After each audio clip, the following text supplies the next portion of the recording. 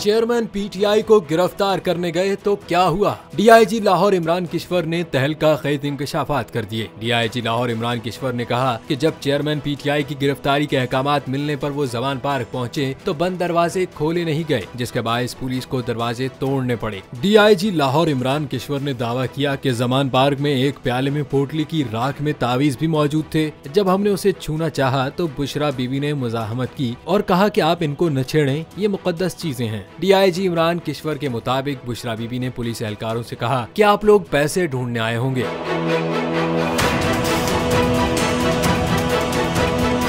ख्याल रहे कि चेयरमैन पाकिस्तान तहरीक इंसाफ को तोशाखाना केस में अदालत ने 5 अगस्त को 3 साल कैद और 1 लाख रुपए जुर्माने की सजा सुनाई थी और इसी रोज उन्हें जमान पार्क से गिरफ्तार करके अटक जेल मुंतकिल कर दिया गया था। पाकिस्तान तहरीक इंसाफ ने पार्टी चेयरमैन की अटक जेल से अडियाला जेल मुंतकिली और ट्रायल कोर्ट के जज का फैसला कलअदम करार देने के लिए अदालत में दरख्वास्त भी दायर कर रखी है।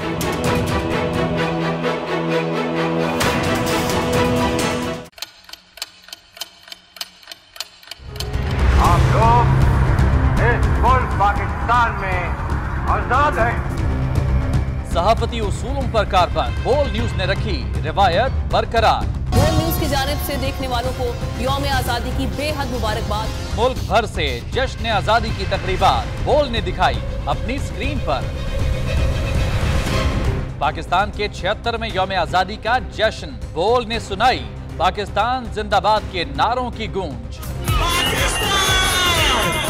बोल की सबसे बड़ी ट्रांसमिशन में पाकिस्तान का नाम रोशन करने वालों ने दिए कौम को पैगामात। बेपनाह मुश्किलात का सामना करके इस मुल्क को हासिल किया। आजाद कौमों को बहुत सी कुर्बानियां देनी पड़ती हैं। 76 वालियों में आजादी का दिन जोश खरोश के साथ मना, क्योंकि जिंदाबाद पाकिस्तान ये है बोल की पहचान।